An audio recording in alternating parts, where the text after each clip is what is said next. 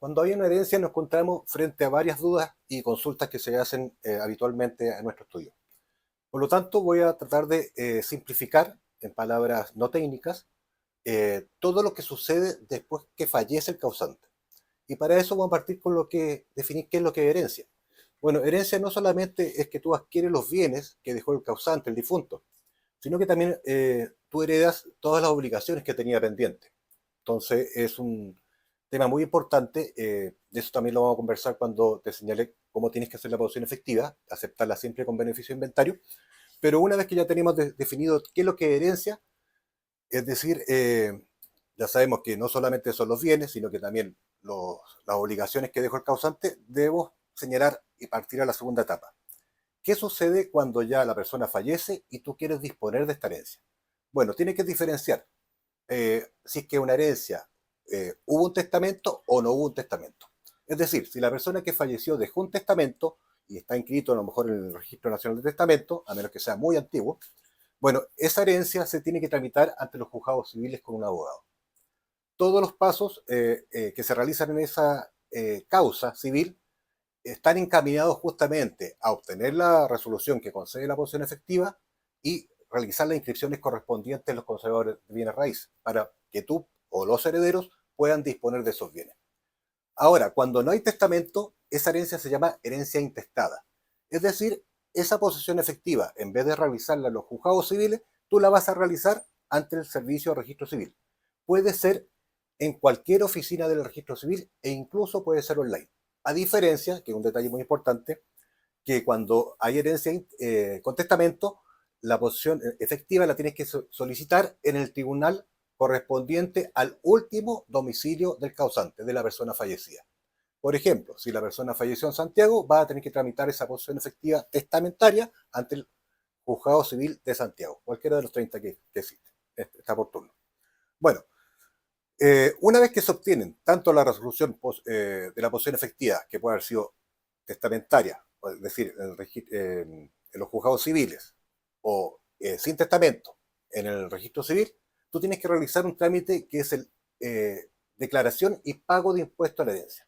Esto se realiza ante el Servicio de Impuesto Interno. De acuerdo a la masa hereditaria, tú vas a pagar un impuesto. Mientras más grande sea la masa hereditaria, el impuesto obviamente va a ser mayor.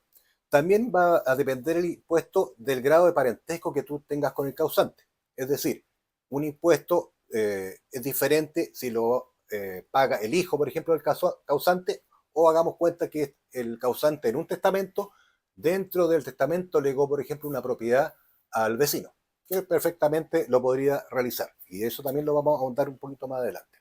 En ese caso, ese vecino va a pagar un impuesto mayor por la cuota, el porcentaje que está recibiendo. En este caso es un bien específico, una propiedad, en el ejemplo que te acabo de dar.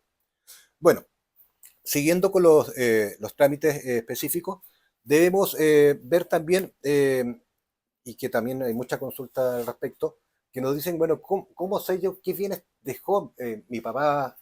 Porque no los conozco todos. Bueno, tienes varios mecanismos para averiguarlo. Primero que nada, tienes que consultar, si hay bienes inmuebles, tienes que consultarlo esto en el conservador de bienes raíces correspondiente a la comuna. Tú vas al conservador de bienes raíces, hay un registro que se llama índice, y en el índice tú puedes encontrar la escritura, finalmente, o mejor, más que la escritura, la inscripción que se realizó en aquella oportunidad de la propiedad. Y una vez que tienes en el índice, vas a encontrar la foja, número y año. Tú te diriges y pides una copia de certificado de dominio vigente. Ese es un documento que te va a servir para llenar después la posesión efectiva o entregársela al abogado que te va a tramitar la posesión efectiva en los juzgados civiles cuando es testamentaria. ¿Dónde más puedes encontrar información? En Servicio de Impuesto Interno, va a ser el rol de las propiedades. ¿Dónde más puedes encontrar información? En la CMF, ¿ya? Por ejemplo, hagamos cuenta que esta persona tenía depósito en un banco, tú desconoces en qué banco, tú te diriges a la CMF, cumple ciertos requisitos, acompañar certificado para demostrar que tú tienes la calidad de heredero y que estás haciendo este trámite, y te van a señalar en qué institución bancaria se encontraban esos fondos. Después tú te diriges al banco que te indicó la CMF y le pides tú un certificado para poder realizar la posesión efectiva. En ese va a aparecer la cuenta corriente, si quiere cuenta corriente, va a aparecer el monto y eso también tú lo tienes que llenar en el inventario de la posesión efectiva que si lo realiza en el registro civil, o también se lo entrega a tu abogado para que dentro del inventario que tiene que acompañar a la causa donde se está tramitando, le informe al tribunal cuáles son los bienes que quedaron de herencia. Ahora, ¿qué otro concepto más tenemos que manejar en la parte de las herencias? Bueno, va a depender del grado parentesco o la calidad que tengas tú con el causante si te corresponde una herencia. Hay varios grados que unos van excluyendo al otro, ¿ya? Pero debemos partir que siempre están los hijos y el cónyuge que son los primeros en heredar. Ahora, cuando por ejemplo no hay hijos, pero sí ascendientes, es decir, la persona que falleció tenía los padres vivos, ahí heredan obviamente que la cónyuge y los padres. Y así va a la escala hacia abajo. Ya no vamos a entrar en mucho detalle de eso. Voy a hacer más adelante un curso más completo donde voy a ahondar en cada tema que estoy tratando ahora. La idea es que tú tengas un concepto y una noción básica para poder enfrentar este proceso que es muchas veces doloroso, pero también hay que realizar los trámites. ¿Por qué? Porque también tienes que pagar los impuestos, tienes cierto plazo para pagar los impuestos, si no los vas pagando se va incrementando los intereses, la deuda, y bueno, independientemente de eso, que también los impuestos prescriben. Pero como te señalé, nos vamos a montar en pequeños videos donde voy a ir explicando cada uno de estos conceptos. Bueno, dentro de las órdenes sucesorias, como te señalé, hay varios órdenes de sucesión. Te señalé el primero, el más importante, y el último, en el caso que no hay ningún heredero, dentro de los grados que establece el Código Civil, es el fisco quien recibe definitivamente la herencia. Hay otros conceptos también que son importantes y que se relacionan con la herencia, y es que muchas veces, a veces la persona que recibe la herencia no lo recibe en forma directa. Un ejemplo, hagamos cuenta que una persona falleció, esa persona tenía un hijo que estaba fallecido, pero el nieto, es decir, el hijo de ese hijo fallecido, hereda. ¿Y cómo hereda? Hereda a través de una figura jurídica que se llama derecho de representación. Es decir, es una ficción donde ese nieto ocupa el lugar del padre para heredar en este caso, los bienes que dejó el abuelo. Eso se llama derecho de representación. No en todas las líneas hay derecho de representación, ¿ya? Eh, pero eso es un concepto también que deben manejar. Ahora también hay otro concepto que se llama el derecho de acrecer. Es decir, hagamos cuenta que uno de los herederos no quiso la herencia o no podía heredar, y esa persona, hagamos cuenta que son tres hermanos. Por lo tanto, la herencia se tendría que dividir en tres partes.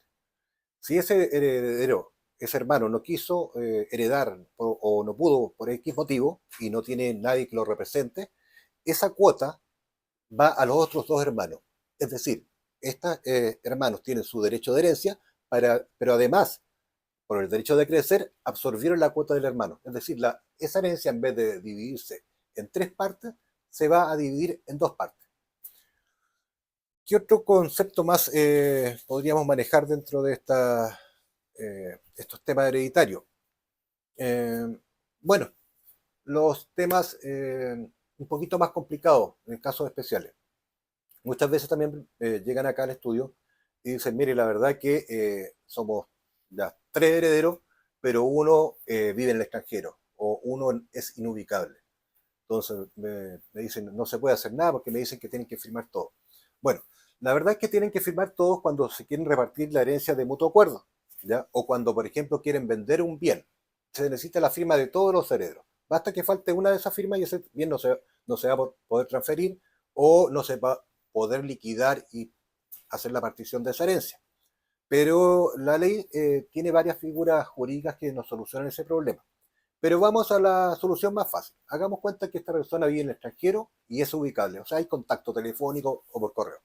Basta que se contacten con ese heredero para que esa persona otorgue un mandato en el extranjero, ese mandato, de acuerdo si el país está en el convenio de la apostilla, ese mandato lo pueden apostillar en el extranjero y tiene validez acá en Chile para poder, por ejemplo, vender uno de los bienes o para liquidar la comunidad hereditaria de mutuo acuerdo, que se hace a través de una escritura pública. También lo voy a explicar más adelante.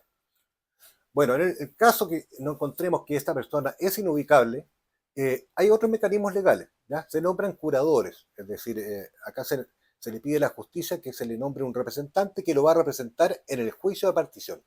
Obviamente que acá no, ya no existe la posibilidad de resolver esta comunidad hereditaria de mutuo acuerdo a través de una escritura pública, pero se puede resolver a través de un juicio particional. Y en ese juicio particional, esta persona nombrada por el tribunal va a representar los derechos de ese heredero que está ausente o que se encuentra inubicable. Independientemente que también se podría encontrar la figura de la herencia vacante, ¿ya? En este sentido, la ley estipula que si no hay herederos, esa herencia se declara vacante. Ahora, te señalaba que se podía liquidar a través de un juicio de partición y por escritura pública. ¿Qué es lo más conveniente? Siempre es lo más conveniente liquidar una comunidad hereditaria a través de un mutuo acuerdo, ya sea que se vendan los bienes o que se repartan. Y para eso hay varias formas. Si están todos de acuerdo y por lo tanto contamos con todas las firmas de todos los herederos, ya obviamente ya pasamos todo el trámite de la posesión efectiva, del pago de impuesto a la herencia, que te comentaba anteriormente. Yo voy a tratar de ir yendo por partes para que no te enredes. En ese caso, por ejemplo, si están todas las firmas, pueden ir vendiendo las propiedades o venderlas completas, ¿ya? Eh, Porque se cuentan con la firma de todos los herederos que pueden disponer de esos bienes, pero también podría producirse que quieren liquidar y hacer una partición. Y eso no necesariamente se tiene que realizar a través de un juicio particional.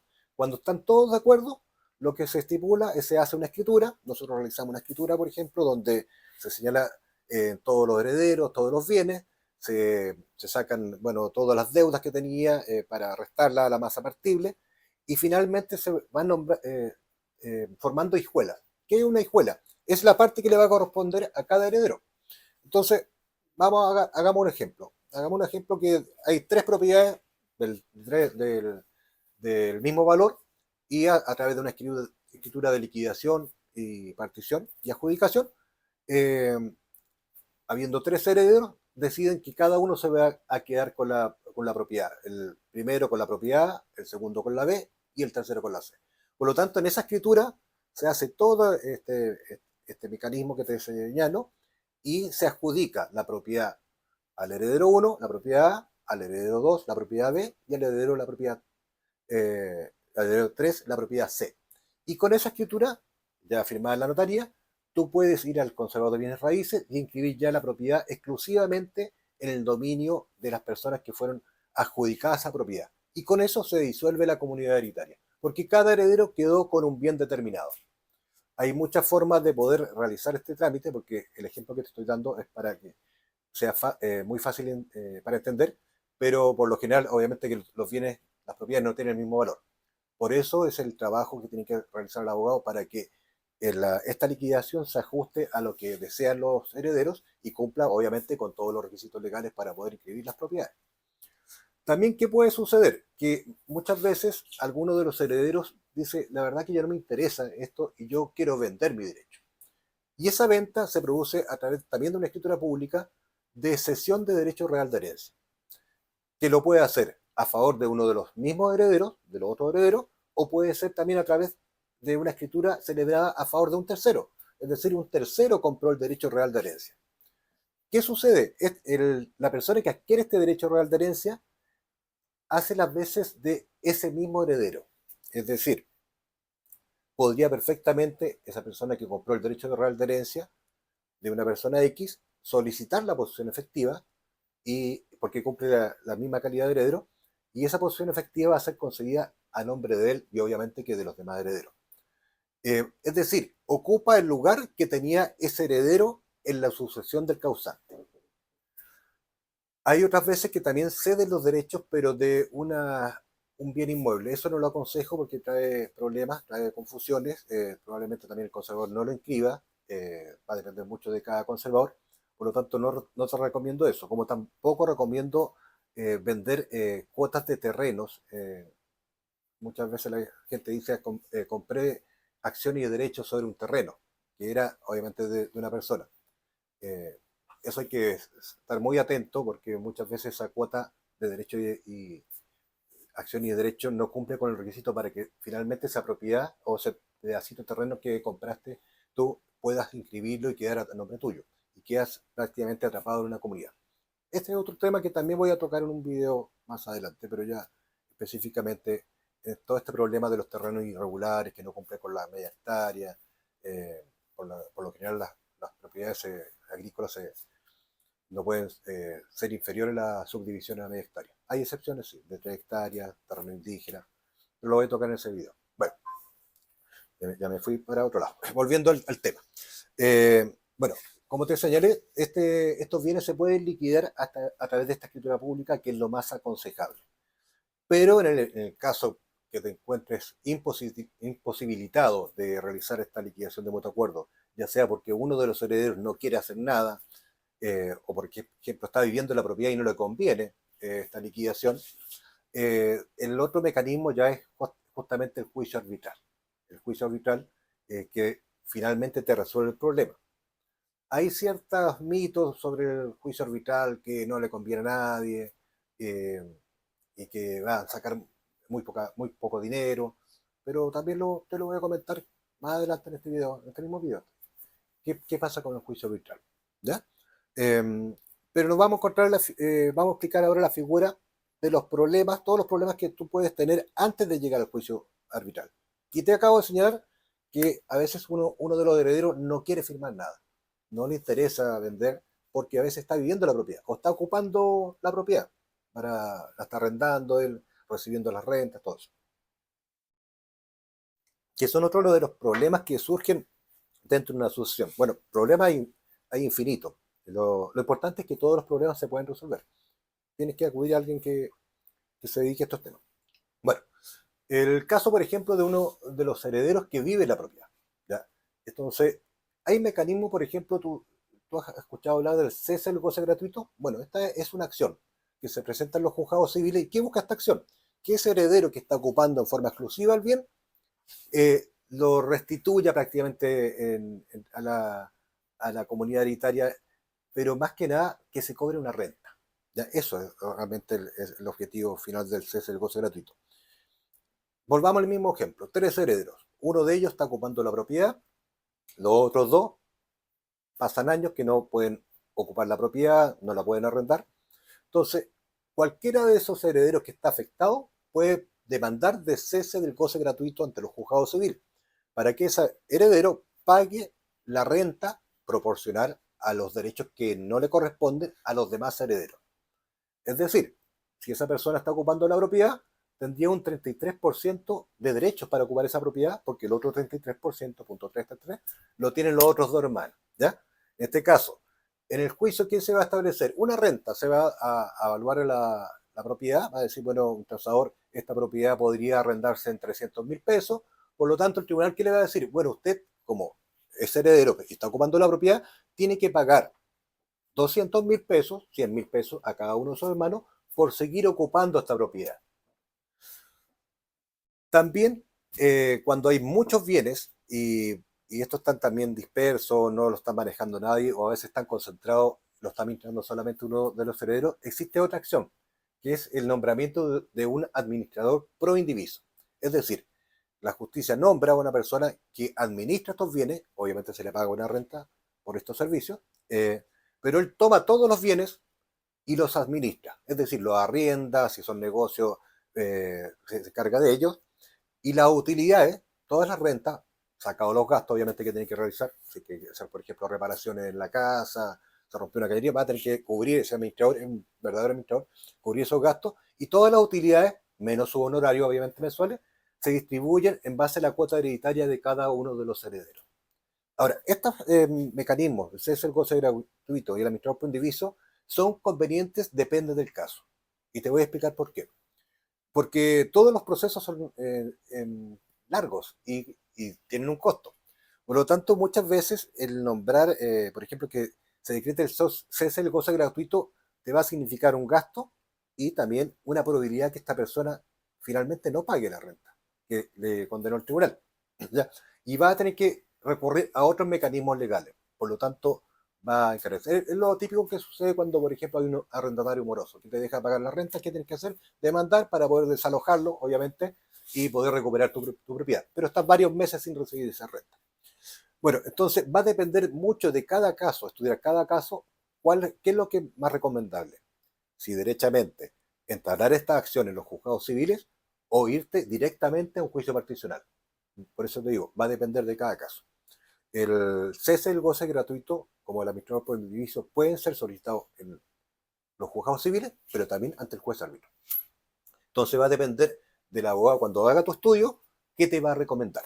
¿Ya? La idea es que la recomendación sea para resolverlo antes tu problema y no te encarezca la solución. Es decir, no es conveniente que tú estés gastando por un cese del goce gratuito, después por otras acciones y finalmente llegues igual a la partición, porque ya va a haber perdido varios meses o años en tratar de resolver un problema que finalmente no pudiste resolver y terminas igual en el juicio de partición. ¿Qué te significó? Gastar plata en abogados, gastar plata en receptores, en tasadores, para llegar al final al mismo objetivo que tú a lo mejor pensabas o querías evitar. Por eso es importante hacer un estudio serio y acabado de cada asunto particular, porque cada asunto particular es totalmente diferente. Va a depender de la cantidad de herederos, la situación que te encuentres, bueno, todo eso. Bueno, pasando ahora ya a lo que es el juicio partición. El juicio partición, que muchas veces a la gente no le gusta, y le encuentro razón, pero a veces es la única solución posible para resolver el problema definitivamente y que este problema no se siga arrastrando por 5 o 10 años más. ¿Por qué te digo por 5 o 10 años más? Porque me ha llegado gente acá que tiene el problema hace un año, estupendo, ya poco tiempo, pero me ha llegado gente que tiene el problema 10 años o más, y con incluso herederos ocupando propiedades. Y siempre han estado en permanente conversación. Yo le digo, bueno, esas conversaciones han tenido algún resultado, yo ya sé la respuesta. No, por algo están acá. Pero ¿qué es lo que el problema? Han dejado pasar muchos años, ¿ya?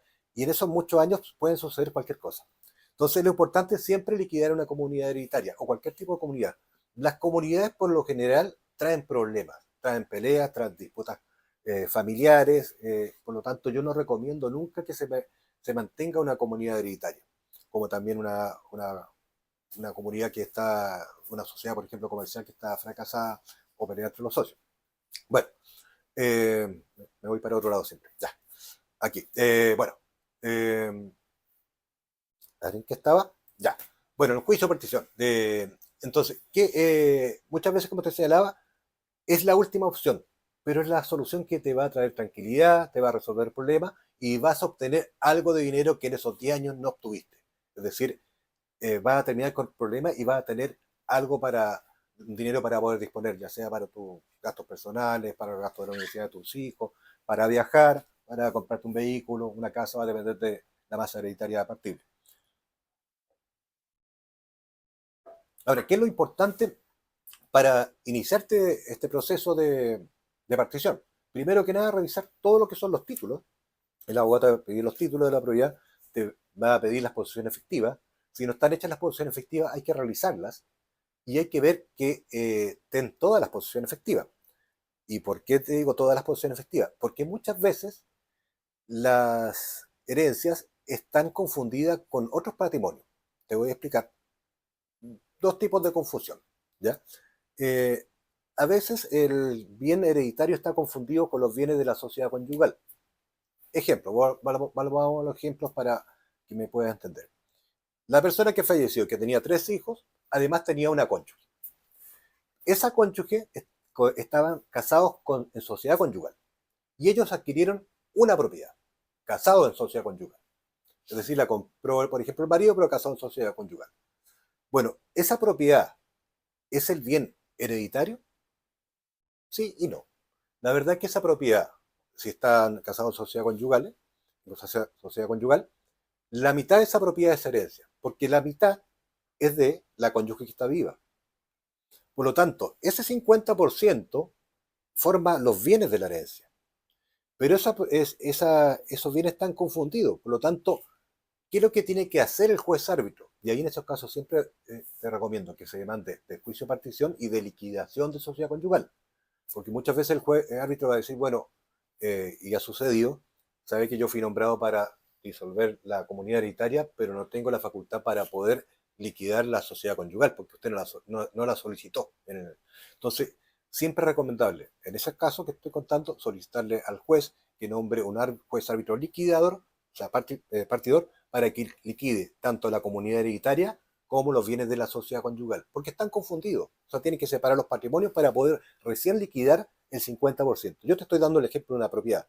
El problema sucede cuando hay muchos bienes dentro de la sociedad conyugal. Por lo tanto, tienen que ver qué bienes de esos van a entrar realmente a la comunidad hereditaria. Porque perfectamente la mujer podría renunciar a los gananciales si dentro de este patrimonio hay bienes que haya adquirido en forma gratuita por el artículo 150 y no le conviene ingresar esos bienes al haber común de la sociedad conyugal. Por lo tanto, hay que dirimir qué sucede con estos bienes de la sociedad conyugal para finalmente limpiar y saber que el juez árbitro tiene que liquidar una comunidad hereditaria que se compone de X bienes, porque los otros son de la cónyuge. ¿Ya? Bueno, esos temas son un poquito más complejos, pero es para que me puedas entender un poquito qué es lo que hay que hacer antes de iniciar este proceso particional. Bueno, ¿cuál otro tipo de confusión también? Puede suceder que hagamos cuenta que dentro de todos los bienes que dejó este causante había una parcela de 80 hectáreas. Pero resulta que esa parcela no lo heredaba directamente, no lo compró el papá, ¿ya? No lo compró esta persona que falleció, sino que esta persona lo heredó de los abuelos, ¿ya? Pero esos abuelos tenían otros hijos. Por lo tanto, hay varias ramas hereditarias que son dueñas de esta parcela de 80 hectáreas.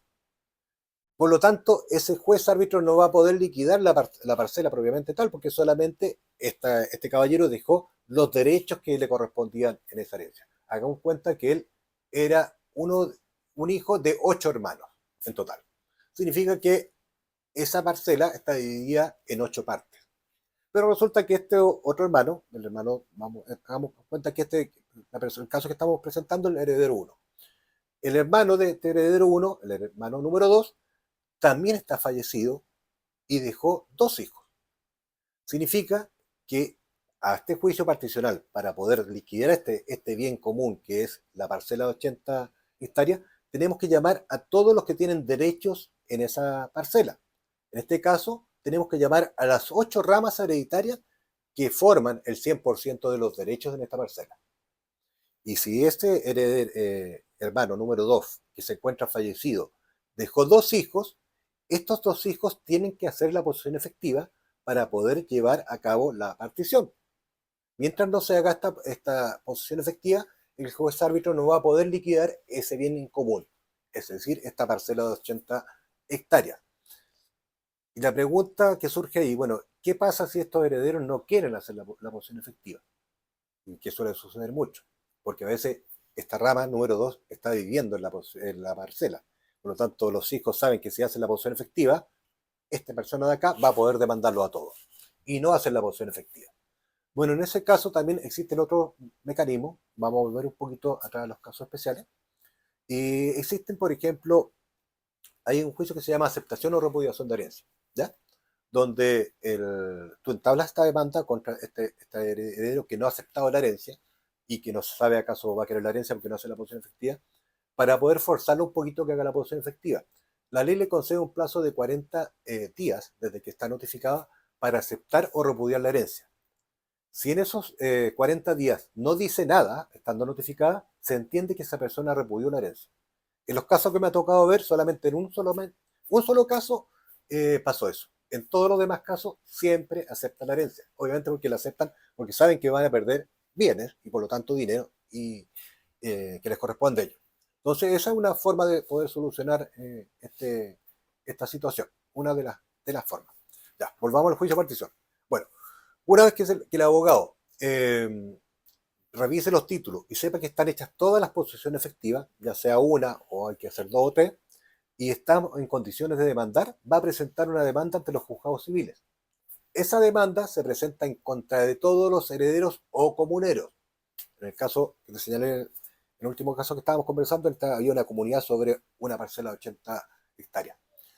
¿Y qué le pide el tribunal? Que nombre un juez árbitro partidor para que termine con esta comunidad hereditaria o esta copropiedad. ¿Qué sucede en este juicio? El tribunal cita una audiencia donde comparecen todos los herederos o todos los comuneros, y en esa audiencia el objetivo es nombrar un juez árbitro partidor. Generalmente no hay acuerdo, o a veces no comparecen.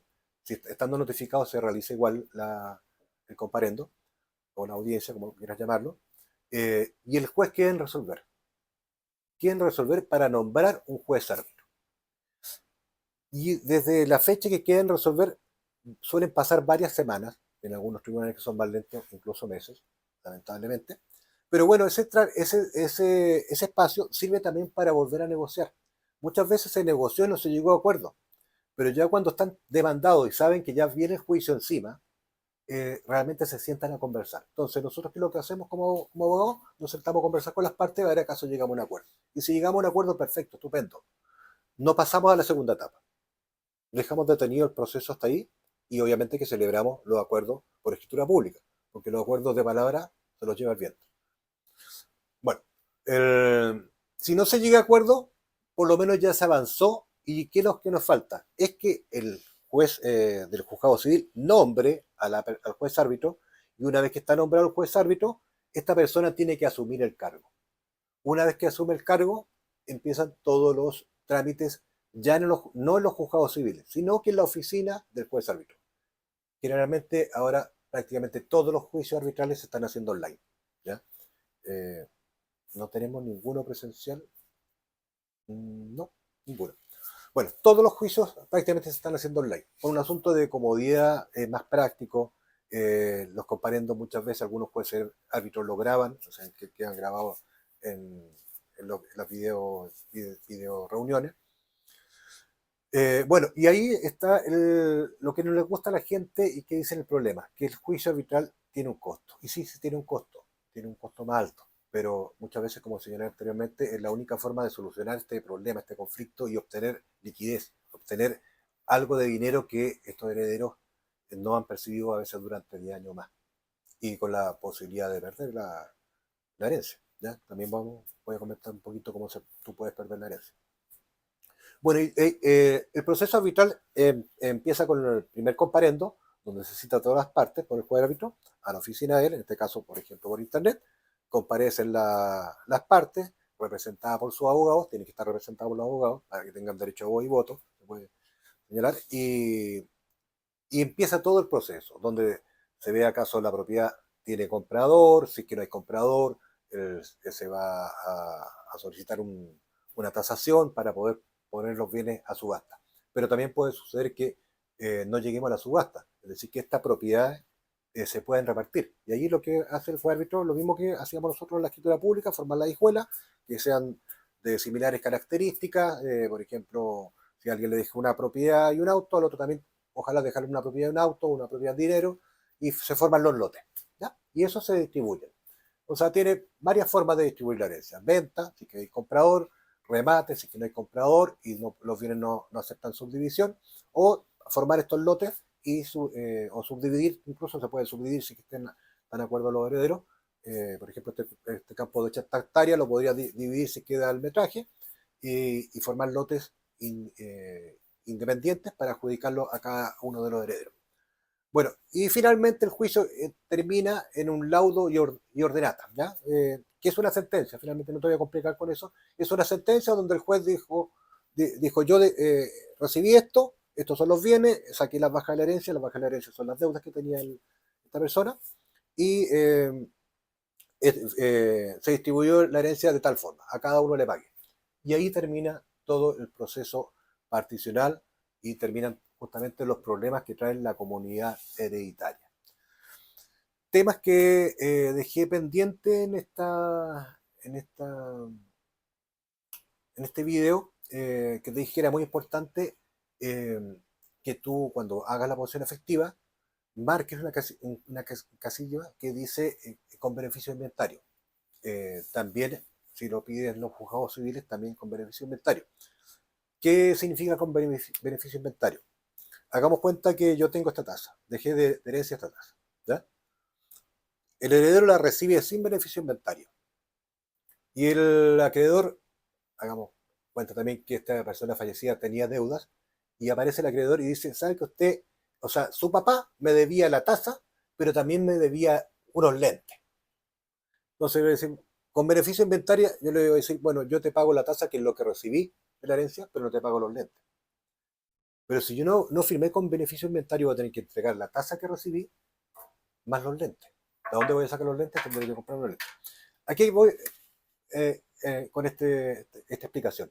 Si yo recibo 100 millones de pesos, pero mi padre tenía una deuda de 120 millones de pesos, y yo no acepté la herencia con beneficio de inventario, yo voy a tener que pagar esos 100 millones que recibí de mi padre y sacar de mi bolsillo los otros 20 millones para cubrir la deuda de mi padre.